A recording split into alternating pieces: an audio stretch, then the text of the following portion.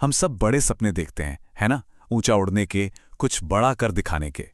पर क्या यही कामयाबी की पहचान है? या फिर अपनी हदों को, अपनी लिमिट्स को जानना ज्यादा जरूरी है? चलिए आज एक बहुत पुरानी लेकिन बहुत काम की कहानी में इसी सवाल का जवाब ढूंढते हैं। एक कौवे और एक गरुड़ की कहानी में। तो कहानी की शुरुआत होती है एक छोटी सी हसरत से। वीरू नाम के एक कौवे की बस यही एक इच्छा थी। और ये इच्छा, ये हसरत हम सब में कहीं ना कहीं होती है। जब हम किसी को ऊंचाइयों पर देखते हैं और सोचते हैं, काश काश मैं भी वहां पहुंच पाता। तो आइए मिलते हैं इस कहानी के दो मेन किरदारों से। एक जिसके पास बड़े बड़े सपने हैं और दूसरा जिसके पास उन सपनों को हकीकत में बदलने का तजुर्बा है। अब देखिए, यहीं पर कहानी मजेदार हो जाती है। एक तरफ है वीरू, है तो एक छोटा सा कौवा, लेकिन दिल में आसमान छूने का सपना पाले हुए है। और दूसरी तरफ है गरुड़, आसमान का शहंशाह, जिसके लिए ऊंची उड़ान मानो रोज का काम है। एक तरफ है कच्चा जुनून, तो दूसरी तरफ है पक्का तजुर्बा। और बस वो एक पल जब वीरू ने गरुड़ को शान से आसमान में उड़ते देखा। जानते हैं, कभी कभी इंस्पिरेशन बस ऐसे ही मिल जाती है। लेकिन यही वो पल था जब वीरू के मन में एक सपना जागा। एक ऐसा सपना जो उसकी काबिलियत से कहीं ज्यादा बड़ा था और शायद थोड़ा खतरनाक भी।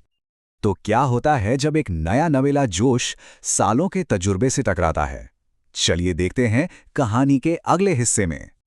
अपने सपने की धुन में वीरू सीधा पहुंच गया उस कला के असली उस्ताद के पास।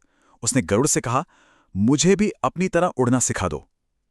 ये सोचे बिना कि जो गरुड़ के लिए मुमकिन है वो एक कौवे के लिए भी हो सकता है या नहीं। अब देखिए, गरुड़ ने उसे सीधे सीधे मना नहीं किया। उसने तो बस एक हकीकत सामने रखी। सफलता के 3 मंत्र दिए: ताकत, सब्र और सबसे जरूरी अपनी हदों को जानना। ये सिर्फ सलाह नहीं थी, ये एक चेतावनी थी। लेकिन होता क्या है, जब जुनून सर पर चढ़ जाता है तो फिर समझदारी की बातें कहां सुनाई देती हैं। वीरू ने गरुड़ की वो साफ साफ चेतावनी बस नजरअंदाज कर दी। उसकी एम्बिशन उसके कॉमन सेंस पर हावी हो चुकी थी। और अब आता है कहानी का वो मोड़ जहां वीरू अपनी कुदरती सीमाओं को लांघकर आसमान जीतने निकल पड़ता है। शुरू में तो जोश हाई था, क्या कहने।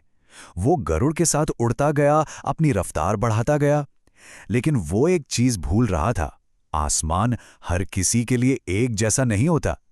जैसे जैसे वो ऊपर गया, हवा पतली होने लगी और उसके छोटे छोटे पंखों के लिए हर उड़ान एक बोझ बनती जा रही थी।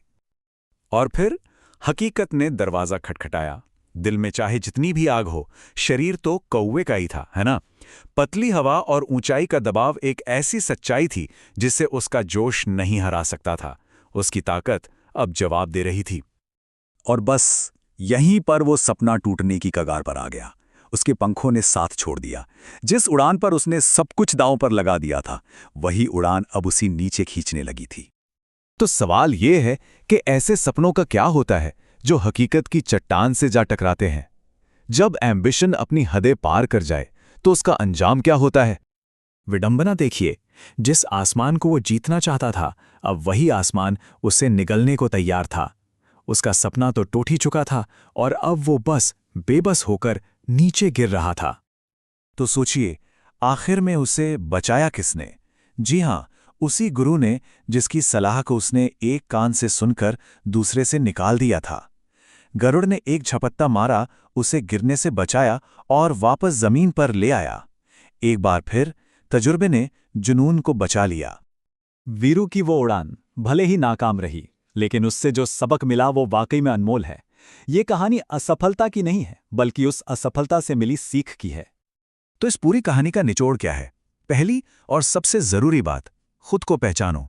अपनी ताकत जानना तो अच्छी बात है ही, लेकिन अपनी कमजोरियों और अपनी सीमाओं को समझना उससे भी ज्यादा जरूरी है। और दूसरी बात, कभी भी घमंड या लालच को अपनी असल काबिलियत से बड़ा मत होने दो।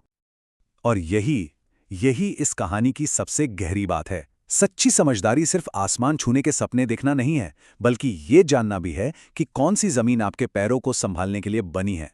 अपनी हदों को जानना कमजोरी नहीं, बल्कि असल में सबसे बड़ी ताकत है।